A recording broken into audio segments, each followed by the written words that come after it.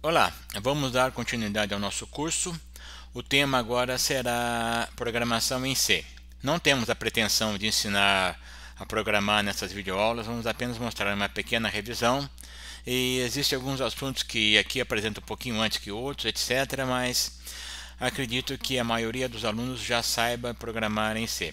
De qualquer forma, no texto que está disponível para vocês existe um anexo, ou melhor, um apêndice, somente destinado à programação em C, e é abundante a quantidade de documentação que tem por aí na internet, livros, etc. Então vamos lá, uma introdução muito rápida em C.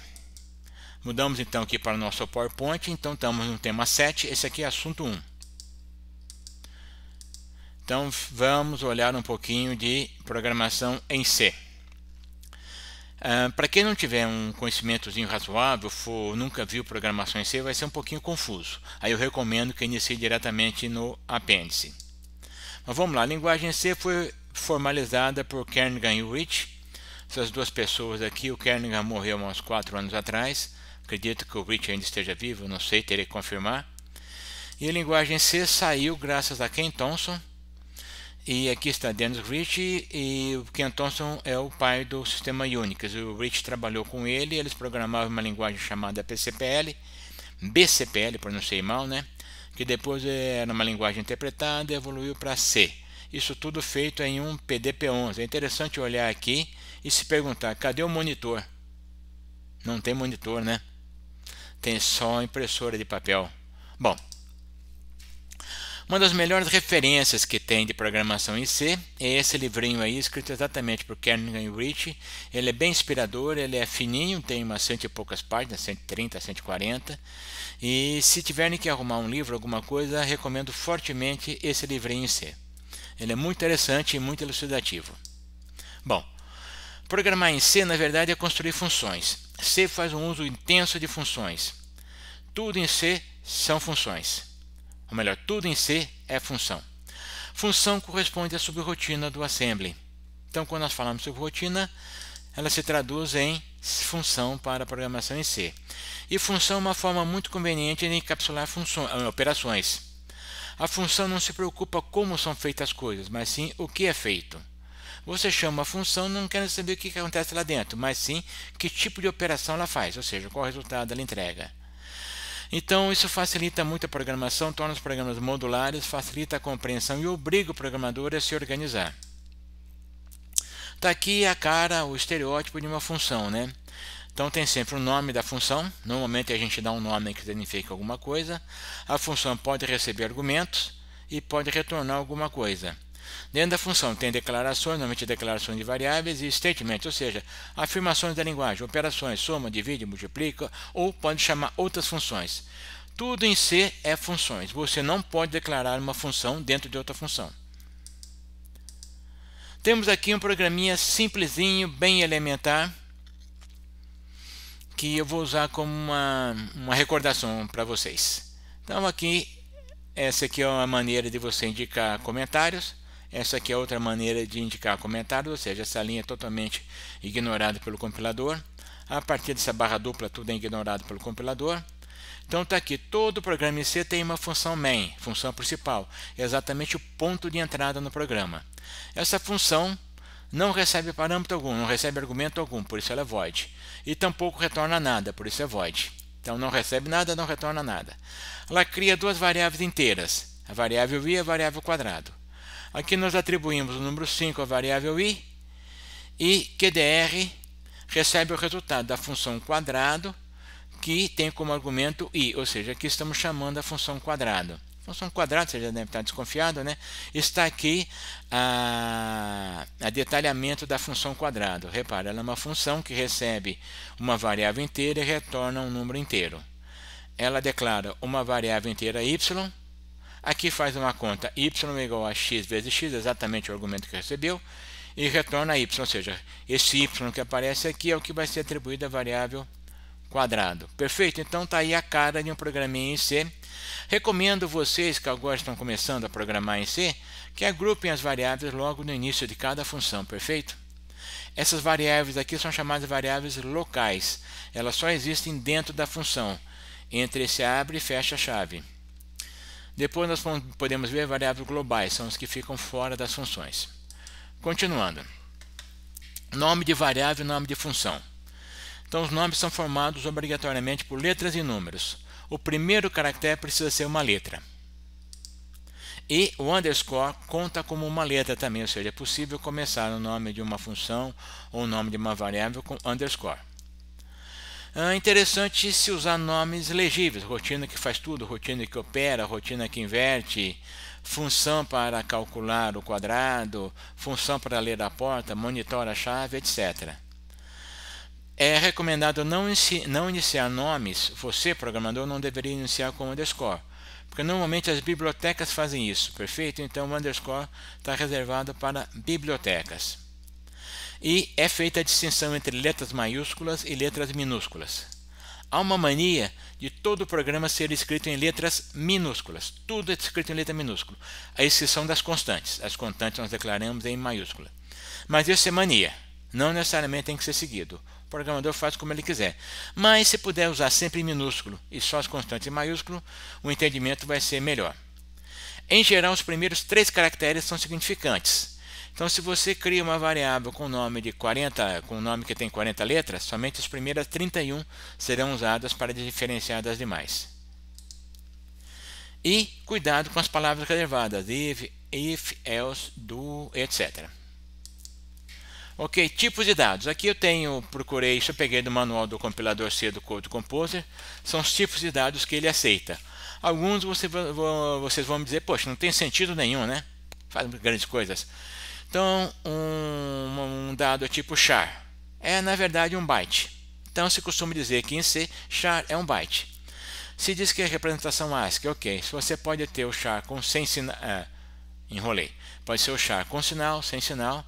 Booleana, os 8 bits, apesar de só ter 2 valores possíveis, né?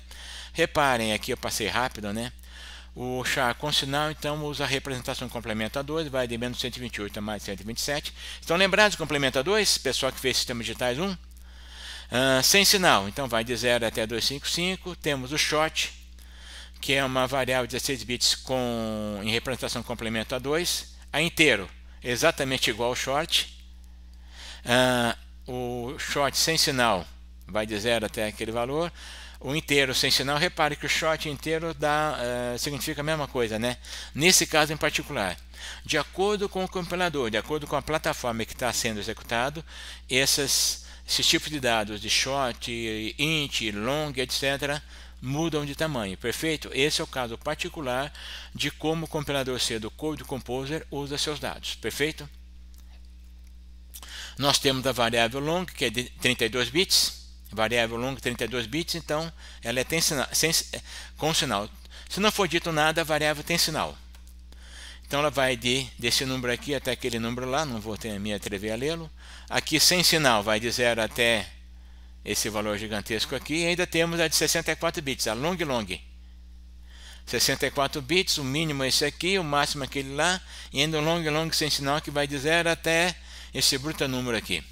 Temos ainda a float, representação em ponto flutuante 32 bits, a double 64 bits e long double, que não tem sentido nenhum, é a mesma coisa da double. Perfeito? Então esses aqui são os tipos de dados que nós podemos usar quando programamos em C com o nosso MSP. A tabela está aí para vocês consultarem, ok? Vamos dar uma olhadinha aqui, tipo de constante. Se eu escrever um número 1, 2, 3, 4, que constante é essa? É um inteiro, né? Se eu colocar 1, 2, 3, 4, olha esse L maiúsculo no final. Eu estou afirmando que eu quero que essa constante seja long. Se eu colocar 1, 2, 3, 4, U, estou dizendo, olha, é um inteiro sem sinal. Normalmente em C, se você não fala nada, é inteiro. Aqui, é claro, vai ser uma long sem sinal. E aqui? Opa, isso aqui nós já estamos acostumados, né? É um inteiro em hexadecimal. Aqui, olha esse 0 aqui à esquerda, é octal. 1.234 é double, porque foi colocado o ponto. 1 é menos 2, também é double. 1.234F, aí eu pedi para ser float, pus o F. O C, entre aspas, é um char, ou seja, corresponde ao caractere ASCII da letra C.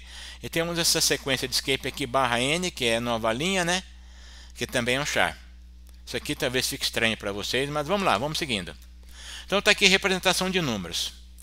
Se não for dito nada, é decimal. Colocou um número, está aqui. Não disse nada, ele é decimal. Começou com 0x, já estão acostumados com isso, é hexadecimal. Começou com 0, é octal. Repare então, cuidado, o número começou com 0 é octal. Muita gente comete umas gafes aqui. E binário. Nós costumamos brincar que só os fracos programas precisam de usar binário, né? Binário não é uma representação nativa em C. Porém, no Code Composer, no compilador que nós estamos usando, ele aceita também a representação em binário. Quem quiser, vai lá no livrinho do Kernel Rich e pode ver que não tem representação em binário. Mas está aqui, é só começar com 0B e o compilador entende que o restante é binário. Só que à medida que cresce, né, vai ficando uma coisa impossível, né? 54.321 em binário, essa coisa aqui, ó, é um convite a cometer um erro, né? Uma loucura. Ok, então normalmente usa em decimal ou hexadecimal e acabou.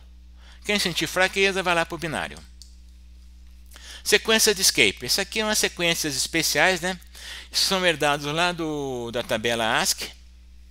É uma maneira de você representar alguns caracteres especiais.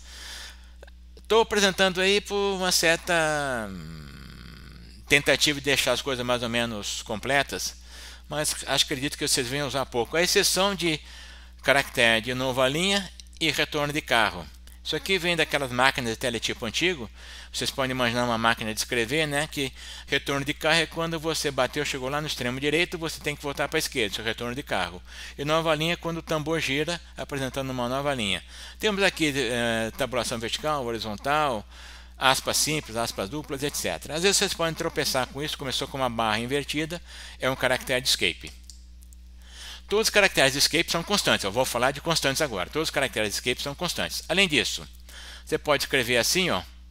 Esse aqui é o caractere 0, esse aqui é o 13, esse aqui é o 7, esse aqui é o 13 hexadecimal.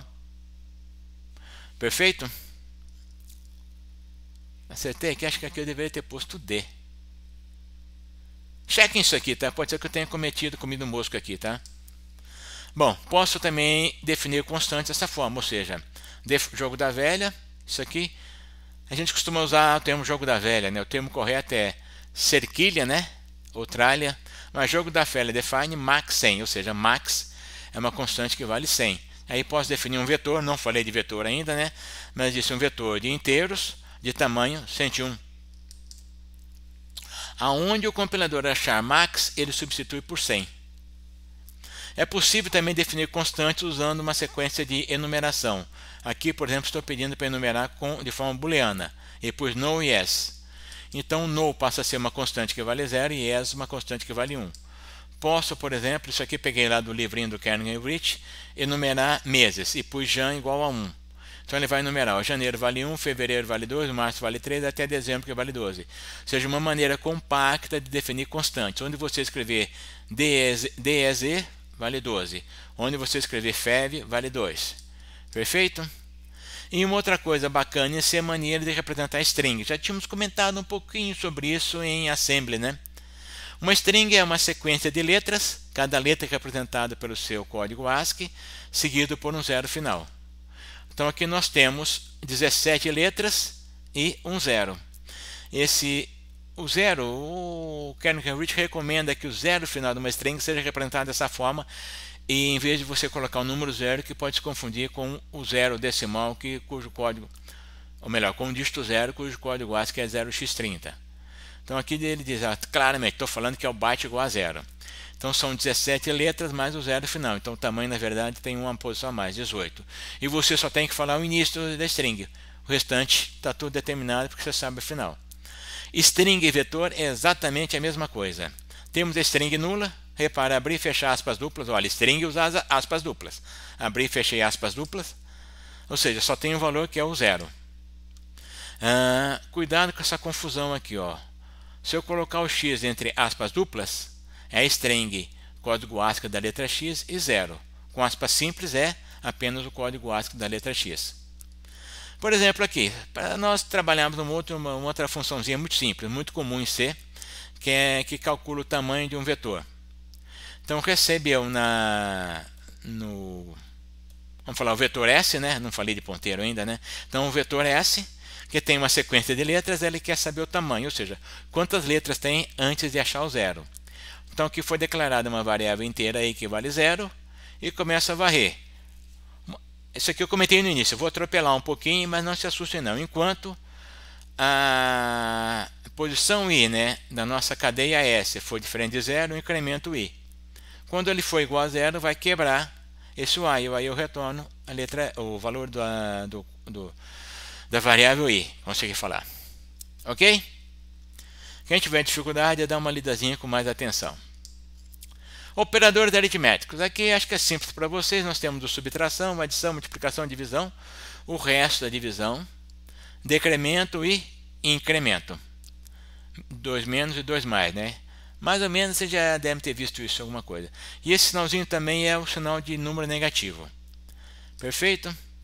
A precedência está aqui, ó. A soma e subtração tem a maior precedência, depois o unário, depois vem essas e por último... melhor, falei errado, né? Incremento e decremento tem a precedência, depois o unário, depois produto e divisão e por último soma e multiplicação. Com a mesma precedência, se avalia da esquerda para a direita. Está aqui uma tabelinha para vocês fazerem as contas. Eu não vou fazer isso com vocês. Deem pausa no vídeo e tentem adivinhar o que vai aparecer nessas colunas aqui. A primeira é fácil, a segunda, a terceira... Opa! Não, a coluna aqui fica em vazio. Me confundi. Está aqui as variáveis, então comecei com x, y igual a 10. Não sei o que tem na letra z, fiz z igual a x mais mais. Quanto é que está isso? Entre parênteses. Ou seja, o x vai terminar em 11 e o z vai receber o antes do x ser incrementado, o 10, etc. Essa última linha, eu me confundi com isso. Essa última linha é uma linha um pouquinho mais difícil. Tentem fazê-la e verifiquem se conseguem achar esses valores. Operadores relacionais, aí é para comparação. Nós temos maior que, maior ou igual, menor que, menor ou igual, igual e diferente. Também é tranquilo, né? Operadores relacionais sempre retornam falso ou verdadeiro, sendo que em C o falso é 0 e o verdadeiro é 1. Na verdade, tudo que é diferente de 0 é dito ser verdadeiro. Então, a única certeza que você tem é, se você faz uma comparação, veio 0 é falso, veio qualquer coisa diferente de 0 é verdadeiro. Apesar dessa afirmação aqui, né? Por exemplo, x igual a 2 maior do que 3. Primeiro isso vai parecer uma loucura, né? X igual a 2 maior do que 3, na verdade o compilador vai avaliar, né? Ou vai colocar a instrução de como avaliar 2 é maior do que 3? Não. Então o resultado disso é x igual a 0. E esse caso aqui, x igual a 4 mais 2 maior do que 3. Quanto é que dá isso? Resulta em x igual a 1. Caramba, por quê? Na verdade, a precedência, né? Se você fizer assim, resulta em x igual a 4, mas a comparação tem precedência sobre o aritmético. Então, falei certo? Falei o contrário, né? A operação aritmética tem maior precedência que o relacional. Então, ele vai fazer primeiro a soma aqui, 4 mais 2, 6. 6 é maior do que 3, então retorna x igual a 1. Perfeito? Então, muito cuidado na precedência. Na dúvida, use parênteses. Quebra muito galho. Operadores lógicos me permite cascatear ou fazer um link booleano, né? Com várias comparações, vários relacionais. Temos o AND, o OR e o NOT. Estão vendo aqui o E duplicado e o OR duplicado, né? Então, vamos conectar relações. 2 é maior do que 1 e 5 é menor do que 7, e 8 igual a 8 e 0 é igual a 0 entre aspas simples é igual a 0x30. Ou seja, se tudo isso é verdadeiro, dá 1. Realmente todas são verdadeiras. Posso usar o ou. 1 é maior do que 2, ou 5 maior do que 7, ou 8 igual a 8, ou isso daqui, né? 1 é maior do que 2? Não. 5 é maior do que 7? Não. 8 é maior do que 8? Opa, igual. Nem preciso mais olhar o resto, já terminou, né? Porque é tudo ou. Então, dá 1. E ainda posso fazer uma mescla grande aqui. Vamos ver se aqui eu vou deixar para vocês fazerem, perfeito? E operações com bits. Operações com bits nós temos o AND, o OR e o SHOR. Deslocamento para a esquerda, deslocamento para a direita e complemento de 1. Então eu posso fazer x igual a x AND 0xf. O que será que vai dar isso aqui? na verdade eu vou apagar os 4 bits mais à esquerda de x. Somente os 4 bits mais à direita vão sobreviver. Posso indicar, aliás, isso aqui é o AND, isso aqui é o OR. O OR eu vou fazer o que? Vou colocar os 4 bits mais à direita da variável x em 1. E esse aqui eu vou inverter os 4 bits à direita da variável x. Vou trabalhar mais um pouquinho sobre isso daqui a pouquinho. Aqui x igual a x deslocado 2 posições para a direita.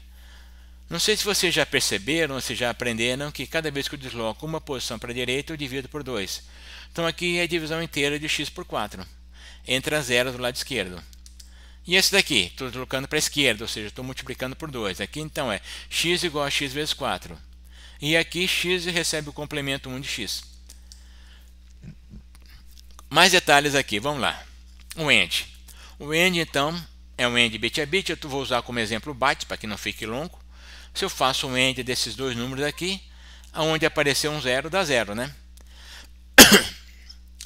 Olha esse caso aqui. Eu tenho um número, 8 bits, desculpem. Eu vou fazer um AND com esse número aqui. 0xdf. Exatamente, df. O que vai dar? O A vai passar, o B vai passar, o C vai ser zero, né? Aqui vai passar, ou seja, se eu fizer um AND, o resultado disso é isso, é esse daqui embaixo. Ou seja, zerei o bit 5. E esse número que está aqui, na verdade, é o tio do bit 5. Nós cansamos de fazer isso em assembly, né? Vamos olhar o OR. O OR, né? Normalmente só dá zero. Normalmente, falei errado. Só dá zero quando os dois bits são zero, né? Só dá zero aqui, demais é tudo 1, né?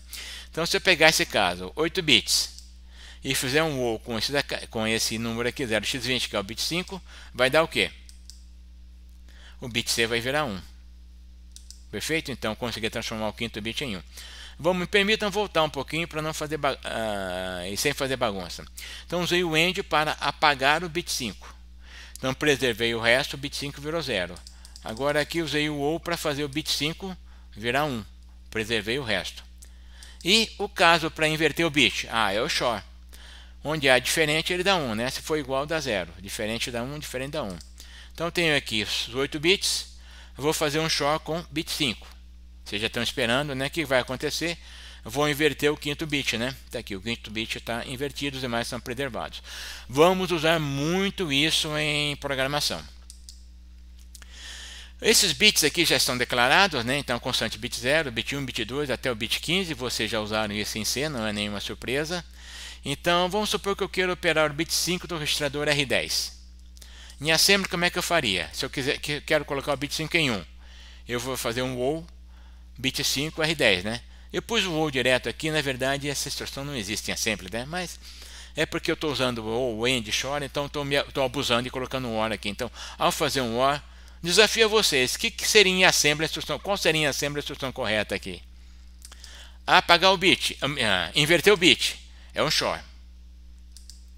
E apagar o bit é um AND com o complemento de bit 5, né? Fizemos isso em C. Fizemos isso em assembly. Então isso aqui não tem, eu estou abusando, né? Aqui não é um OR, em assembly aqui também não é um AND, o XOR sim existe. Busquem qual o assembly correto aqui, qual o assembly correto aqui. Continuando. Então, por exemplo, P1 dir, quero operar o bit 5 do registrador. Quero ativar, colocar ele em 1, né? Ativar o bit 5, ou seja, vou programar a porta P1.5 como saída. Eu faço como? P1 dir ou igual a P1 dir ou bit 5. Reparem que o simples fato de eu escrever o nome do registrador, o registrador já é lido aqui, opera com bit 5 e escreve de volta. Vamos ver isso com um pouquinho de mais cuidado à frente. Eu posso escrever essa operação de uma forma mais compacta. Olha que coisa bacana aqui, ó. P1 ou igual a bit 5. Nós vamos preferir essa forma para que o nosso código não fique muito comprido, muito largo. Se eu quiser inverter o bit 5, P1 dir, né? XOR bit 5. Ou de forma compacta aqui. E para zerar o bit 5, programar o bit P1.5 como entrada. Aí o cuidado é colocar o tio aqui, né? Perfeito? Bom. Vetores. Vetor é uma grande manipulação, ou melhor, é manipulado de uma forma muito bacana em C.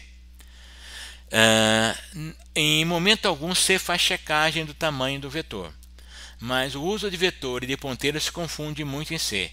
Vamos ver se na próxima videoaula eu consigo falar um pouquinho de ponteiros. Mas aqui eu estou criando um vetor de 17 posições seguido por um zero. Já vimos isso aqui, né? Aqui criei o vetor 5. Errei. Aqui criei um vetor com 5 posições, né? 4, 7, 3, 8, 9. Aqui criei uma matriz de 2 linhas e cada linha com 3 colunas. Não há verificação do tamanho do vetor ou matriz. O usuário faz o que ele quiser. Se eu pedir o quarto elemento do vetor x, x vai valer quanto? 0, 1, 2, 3, 4. Ah, olha que eu contei o 0, né? 0, 1, 2, 3, 4. Vai valer 9. Se eu pedir aqui qual a posição 1, 2 da matriz? Linha 0, então, ó, linha 1, coluna 2. Linha 0, linha 1, coluna 0, coluna 1, coluna 2. Vai me retornar x igual a 6. Perfeito? Vocês podem colocar as dimensões que quiserem aí. E posso até fazer essa coisa aqui, ó. Sexta posição do vetor. 0, 1, 2, 3, 4, 5, ai meu Deus, 6. O que vai vir? Não sei. Vai vir uma loucura qualquer. Mas o compilador deixa passar. Preocupação do usuário, então, com o tamanho dos vetores. E estamos já no finalzinho, incremento e decremento. Eu até abusei, já falei de incremento e decremento no começo. Esse aqui é o pré-incremento, ou seja, ele incrementa a variável n, depois a usa. Esse aqui ele usa a primeira variável n, depois incrementa. Esse aqui é o decremento pré e pós. Exemplo, se n vale 5, eu faço x igual a n mais mais. X passa a valer 6 e n vale 6. Se n vale 5, e se eu faço x igual a n mais mais, eu fico com x igual a 5 e n igual a 6. Ou seja, usou o n primeiro e depois incrementou. E com isso, então, finalmente chegamos ao final desse nosso curso, posso brincar, né? Um curso fulminante de C. Vou gravar mais uma ou duas videoaulas de C. E à medida que o semestre for se passando, eu vou aumentando a quantidade de videoaulas em C. Por enquanto não tenho muito tempo, então serão curtinhas. E peço a vocês que leiam o nosso apêndice C da documentação que está disponível para consulta. Também não é um curso completo de C, mas elucida bastante coisa. E quem tiver dificuldades, vai na internet, busca um livro, uma bibliografia, tem em abundância. Muito obrigado, continuamos na próxima videoaula.